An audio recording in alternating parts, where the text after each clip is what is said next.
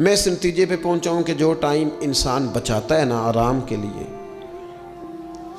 उस टाइम में बेपनाह सुस्ती उसे घेर लेती है। हम छोटे होते थे, बचपन में स्कूल से एक छुट्टी करते थे, फिर दूसरी करने को भी दिल करता था, दूसरी करते थे, फिर तीसरी करने को भी दिल करता था। गाड़ी उसी का नाम है जो चलती रहे, ड्यूटी उसी का नाम है जो हमेशा की जाए। ज़िंदगी में मुसलसल जद्दोजहद करेंगे, मुसलसल काम करेंगे, उसका नतीजा ये निकलेगा कि आप महसूस करेंगे कि आपका वजूद जो है वो बड़ी सलाहियतों वाला है, वो बेकार नहीं है। मुसलसल काम। आप अंबिया किराम अलैहिमुस्सलाम की ज़िंदगी देखें, सहाबा की ज़िंदगियाँ देखें, अहले बैत की देखें, औलिया अल्लाह की देखें, बुजुर्गान दीन की देखें, आप देखें कि उन्होंने काम कितना कितना बड़ा किया है। हम कभी उनको पढ़ते हैं तो हैरान हो जाते हैं कि यार इतने मुख्तसर वक्त में इतना ज़्यादा काम तो मुमकिन ही नहीं। आला हज़रत रहमतुल्लाह अलैह ने 1000 किताब लिख दी। इमाम बुखारी ने पूरी दुनिया में घूमकर अहादीस जमा करके एक जगह पे इकट्ठी कर दी और फिर उसूल वज़ा कर दिए हदीस पाक के कि हदीस किस तरह कबूल की जाएगी। फिर उसमें फ़र्क कर दिया कि सही कौन सी है, मुतवातर कौन सी है, हसन कौन सी है, ज़ईफ़ कौन सी है, मौजू हो तो फिर उसके कायदे क्या हैं। इतना काम बुजुर्गों ने कर दिया। जद्दोजहद थी ज़िंदगी में, मुसलसल ड्यूटी करते थे। जब मुसलसल काम करते हैं ना, नबी पाक सल्लल्लाहु ताला अलैहि वसल्लम ने फरमाया जो आदमी मेहनत करे, कोशिश करे और शाम को थक के सो जाए, अल्लाह उसके पिछले गुनाहों को माफ़ फरमा देगा। तो चलते रहें, जद्दोजहद करें, हिम्मत करें, कोशिश करें। कभी कभी यूं होता है कि इंसान समझता है कि मैंने कोशिश तो की थी, लेकिन यार ये मेरे कोशिश करने से कोई नतीजा नहीं निकला। आरिफ रूमी रहमतुल्लाह अलैह फरमाते हैं कि एक शहर ऐसा था जिसमें एक बीमारी बार बार हमला करती थी।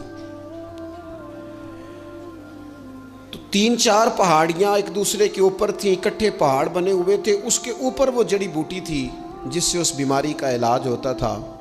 तो कई हकीमों ने बताया कि अगर वो जड़ी बूटी हासिल कर ली जाए तो तुम्हारे शहर के लोग सेहतयाब हो सकते हैं। पर वो 4 पहाड़ियाँ ऊपर नीचे और फिर ढलान बड़ी सीधी थी, जो पैर रखता फिसल जाता, कोई जुर्रत ही न करता ऊपर जाने की। लेकिन लोग बीमार थे, तकलीफ़ में थे। बिलाखर एक शख्स ने इरादा किया कि कब तक लोगों को बीमारी से सिसकते, तड़पते, मरते देखता रहूँगा। उसने कुल्हाड़ा उठाया, हथौड़ा उठाया, पहाड़ काटना शुरू किया कि मैं सीढ़ियाँ बनाऊँगा ऊपर जाने के लिए।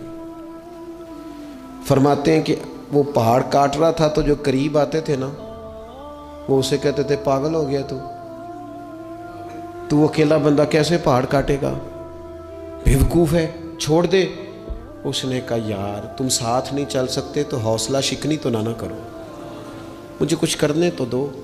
सालों लग गए, एक पहाड़ काट के सीढ़ियाँ बनाई उसने, फिर दूसरा पहाड़ शुरू किया, फिर सालों लग गए और 2 पहाड़ काटे थे, बुढ़ापा आ गया, बीमार हो गया, मौत का वक्त आ गया। अब चूंकि सीढ़ियाँ बन गई थी तो 2 पहाड़ कट गए थे, वहाँ तक लोग आने जाने लगे थे। ऐन उस वक्त जब वो दुनिया से जा रहा था, फिर भी कुछ लोग हौसला शिकनी कर रहे थे। उसे कह रहे थे खुदा के बंदे क्या नतीजा निकला। कुछ लोगों की ड्यूटी होती है अपोजिशन का किरदार अदा करना, वो हर मौके पर हौसला शिकनी करते। अब उस पर आखिरी वक्त आ गया है, बावजूद उसके कुछ लोगों ने जाके कहा क्या नतीजा निकला जी, तेरे ऊपर मौत का वक्त आ गया है, तू ऊपर तक तो जा नहीं सका, फ़ायदा क्या हुआ। वो कहने लगा बेवकूफ़ो तुम्हें पता ही नहीं मैं कामयाब होके जा रहा हूँ। उन्होंने कहा किस तरह। कहने लगा मैंने आधा सफ़र आसान कर दिया है, अब जो मेरे बाद आएगा ना उसे सिफर से नहीं शुरू करना पड़ेगा, मैंने आधा सफ़र उसके लिए आसान कर दिया। वो तीसरे पहाड़ से शुरू करेगा, 2 काटेगा तो जड़ी बूटी तक पहुंच जाएगा, लोगों को शिफा होने लगेगी अल्लाह के फजल से। हम पता क्या करते हैं, बिलखुसूस मेरे वतन का रिवाज ये है कि लोग आधा सफ़र भी आसान करने को तैयार नहीं। वो कहते नहीं सारा ही फलाना करेगा। जितने अंबिया दुनिया में आए ना मेरे दोस्तों, वो सारे कामयाब गए, लेकिन किसी के साथ 4 उम्मती, किसी के साथ 10, किसी के साथ 100, किसी के साथ 200, लेकिन नबी कामयाब गए। क्यों? कि अल्लाह ताला ने जो उनके ज़िम्मे ड्यूटी लगाई थी वो ड्यूटी उन्होंने पूरी जिम्मेदारी से सर अंजाम दी। उस ड्यूटी में उन्होंने कभी कोई कमी दिखाई तो अपनी ज़िंदगी में जद्दोजहद करें, काम करें, बैठकर सिर्फ बात ना करें, तनकीद ना करें, बैठकर सिर्फ मनसूबाबंदी ना करें। और मेरे मुल्क में बिलखुसूस ये काम होता है, तबसरे करो, चैनल खोलो, तनकीद करो, अंदर की खबर लेके आओ, कोई कहानी सुनाओ, कोई नई स्टोरी बनाओ, लेकिन काम ना करो। बड़ी खूबसूरत बात की शायर ने, उसने कहा शिकवाए जुल्मत शब से तो कहीं बेहतर था, अपने हिस्से की कोई शम्मा जलाते जाते। लोग तालीम नहीं हासिल कर रहे तो भाई आप एक बच्चे का खर्च उठा लें, किसी गरीब का आप उसे पढ़ा दें, एक बंदा तो आपकी वजह से तालीम याफ्ता हो जाए।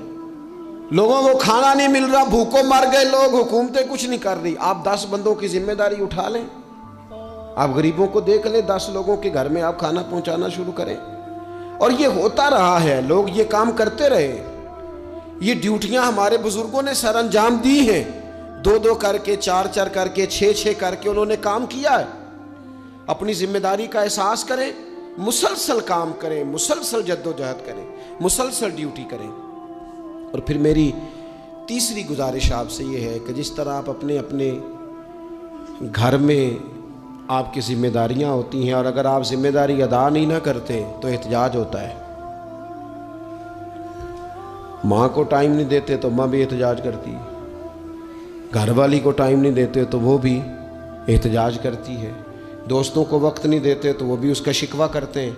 तो आपके ज़िम्मे जितनी भी जिम्मेदारियां हैं, आप पढ़ाते हैं, क्लास में वक्त पे नहीं आते तो उसका इजहार किया जाता है। हमने अपने अपने ज़िम्मे जो जिम्मेदारियां ली हैं पूरी करते हैं। मैं आज आपको ये पैगाम देना चाहता हूँ, एक एक ड्यूटी दीन की भी अपने ज़िम्मे लें, एक एक ड्यूटी, एक काम अपने ज़िम्मे ले लें। आप अपने अपने इलाके की मस्जिद में झाड़ू देने की ड्यूटी ले लें। आप ये जिम्मेदारी ले लें कि मुझसे कुछ नहीं हो सकता तो मैं हफ्ते के बाद मस्जिद में जाऊंगा और कुरान मजीद को मैं साफ़ करके, झाड़ पूंछ के, तरतीब के साथ मुरतब करूंगा। मुझे अगर नाजरा कुरान मजीद ठीक पढ़ना आता है तो मैं 10-11 बच्चों का रोज़ सबक सुनूंगा, आगे पढ़ाऊंगा।